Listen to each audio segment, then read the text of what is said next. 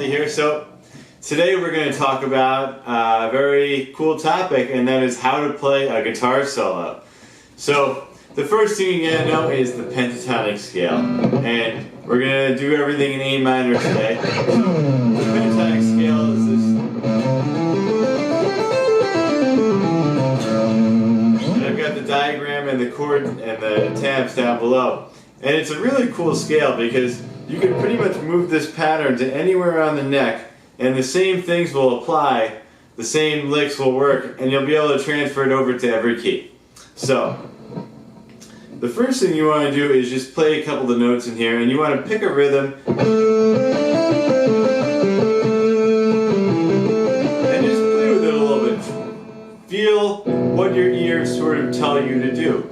There's a little bit of a sort of gravity to the notes, because if you're in A, then the 7th fret on the D string, the 1st fret on the 5th fret on the 6th string, and the 5th fret on the 1st string, these are all going to show you where the A note is, and that note is going to have the most pull in the scale.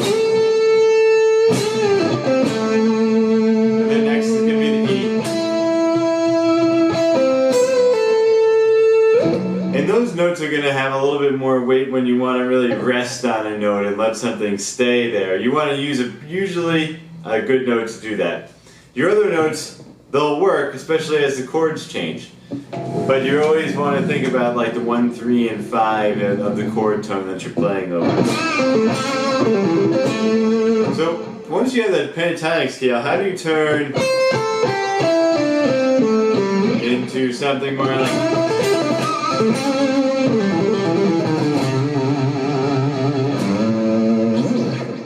Well, there's 4 main things we're going to do here. There's bending,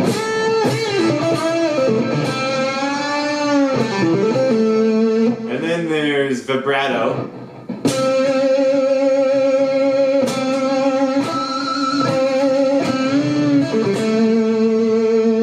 and then there's slides,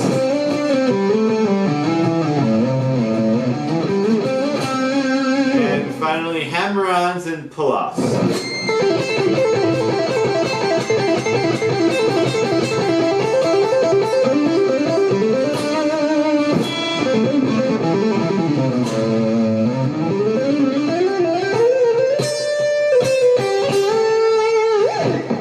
And so the 4 of those things combined really are going to build the sort of heart of your guitar playing, if you will.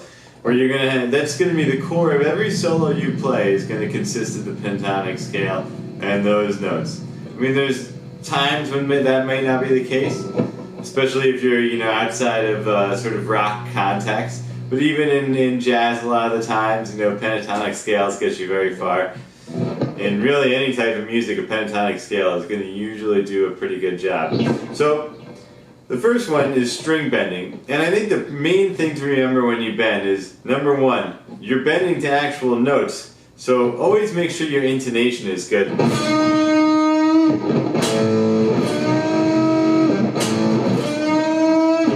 Now, you want it to be...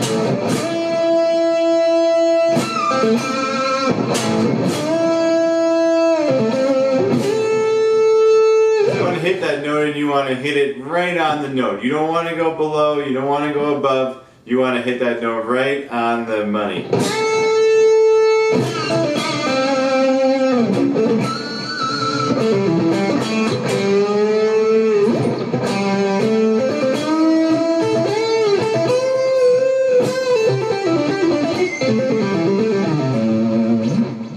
And the trick to doing this is that first of all, you want to, when you're starting out, you want to use your ring finger or your pinky to do it, and you want to use your wrist to help you here. If you look at your arm, actually a lot of what goes on with your fingers comes from your forearm. So if you move all your fingers like this, you can see your forearm your muscle kind of dances around. And then the other thing that's really going to help you on your arm is this sort of twisting motion. Right? Like you're turning a little doorknob. So when you're bending a string, what you're really doing is you're grabbing the string, you're gripping it, and then you're turning your wrist. You're turning your wrist. you grab, and you turn your wrist. And that is going to really help you get good control over the note. If you try to do it with just just your fingers, and eventually, you probably will get that sort of skill as you play, but you're always going to have more dynamics and control over it when you use your wrist and you use your whole sort of arm system to assist you with your bend.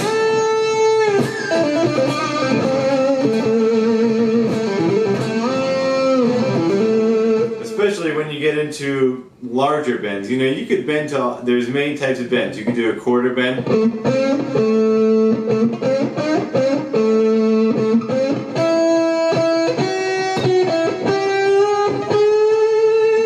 And you could do a half bend.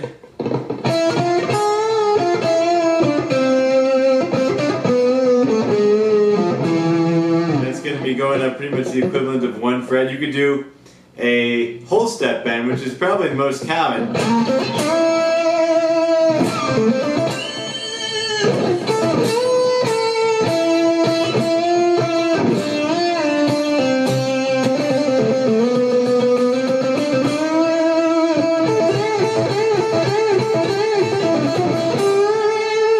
Or you can even do larger bends in that. You can do minor thirds.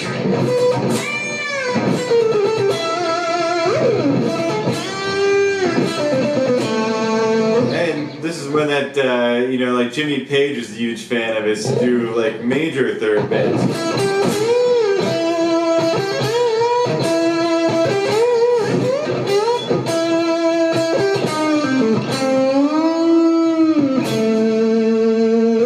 And those larger bends are really when you got to crank the wrist, crank it in there and get to that spot. And so that's going to bring us to our next item, which is going to be vibrato. And vibrato on the guitar also comes from the wrist. Wrist and arm.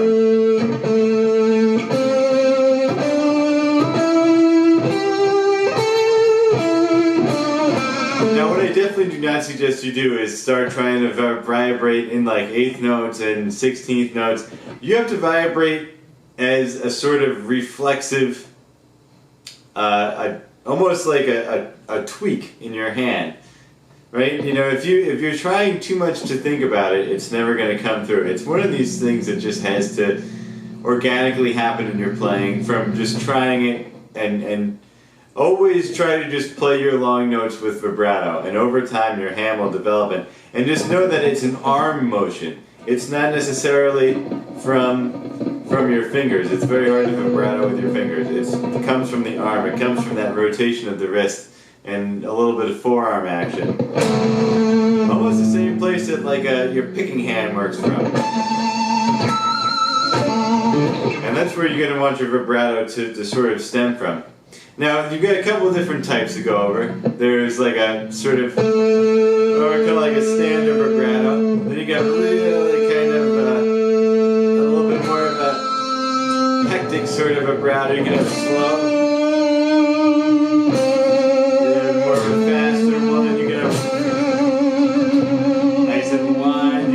You can really keep a note going forever with vibrato.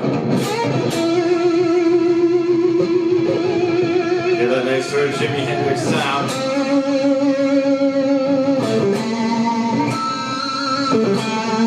And then when you bend, you can go all different classes of vibratos. I don't have my bar on the guitar right now, but you could do a nice vibrato with the bar. And all those are going to have a lot of really cool effects as you move along and you're playing. Vibrato is great. You always got to try to use vibrato, and it's something that, the reason I say it develops organically is because it's probably one of the most personal elements of guitar playing. It really just has to come from you and from your. It's one of those motions that it's almost like your brain can't fully control the whole motion. You have to tap into your subconscious a little bit to play vibrato. And that's one of the best parts about it. So, next one we're going to do is hammer-ons and pull-offs. So,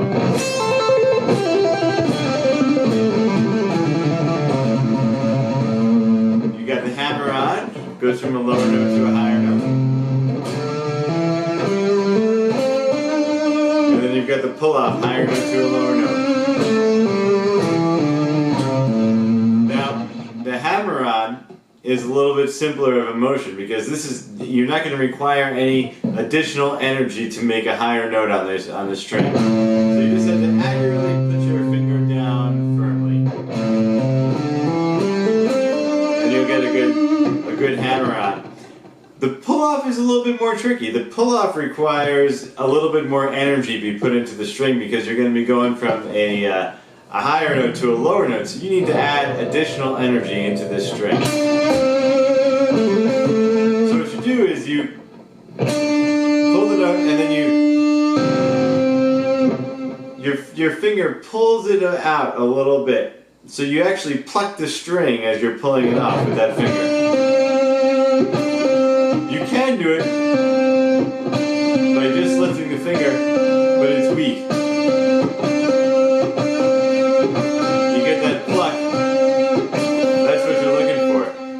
If this is your string right here, right? If you're going lifting off, that's not a good pull off. You want it to be like 2 moves. And you know, you get a little bit of tension in the string here. So you pull on the string, you get that little bit of tension, and then it snaps and you pull. Pull on the string, get that tension, snap and pull. Pull on the string, get the tension, snap and pull. And that's going to give you a nice sort of crisp sounding hammer-on. Now, as you get faster, these little differences are gonna blur a little bit, and hammer-ons and pull-ups can really be used to get some really high speed.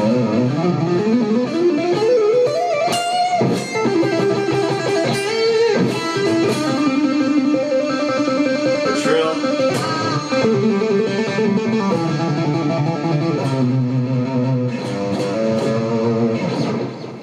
Those are all really good techniques.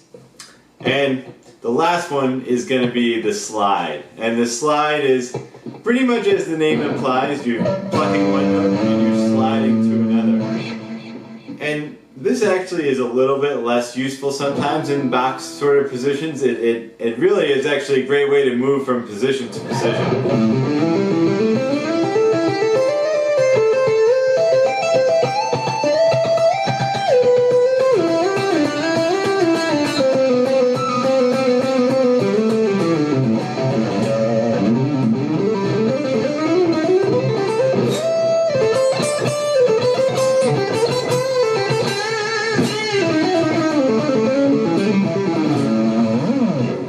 Some good sort of frills you could throw in with this, and a great one is sort of hitting that blue note,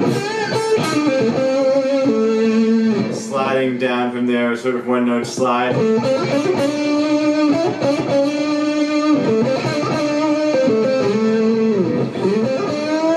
you a real nice lyrical quality, doesn't it?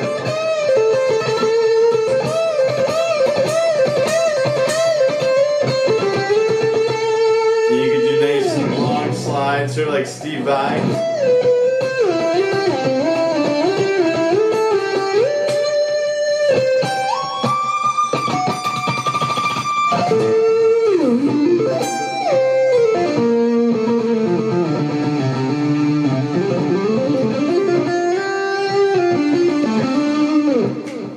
And it's just one of those really nice techniques, and all those things combined are what give you that beautiful lyrical playing on the guitar.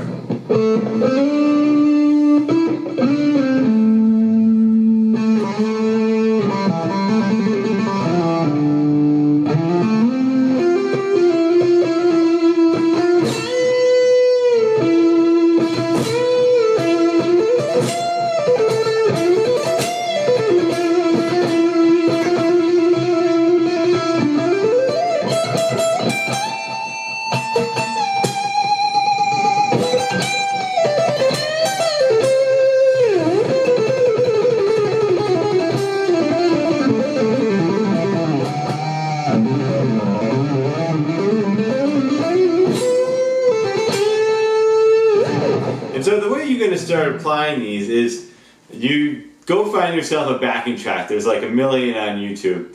And you take the backing track, you put it on, you grab whatever key you're in. So let's say you're in A minor, and you find your A note. So A is going to be 5th fret on the E string. And then you're going to build your pentatonic off that note. And then you're just going to start playing melodies. Put the backing track on, and just let your guitar talk to you. Let your guitar tell you what to play.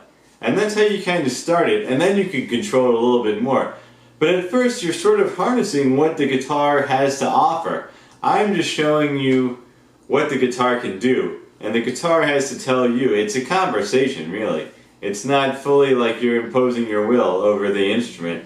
You're imposing your will a little bit about what to play, but the instrument already essentially knows what's going to sound good. So you just have to harness that from the instrument, and then you'll be able to really express yourself. And once the real trick to soloing is being able to play exactly what's in your mind. And that's a tricky task, especially when you start out. And that's one of the things that takes the longest in terms of playing. Like, you could learn a lot of licks and you could do a lot of stuff and you can get pretty far before your mind really can tell your fingers exactly what it wants to hear every time. So that's what you gotta aim for. I hope to see you guys next time. If you like this video, please subscribe, and I will see you guys later.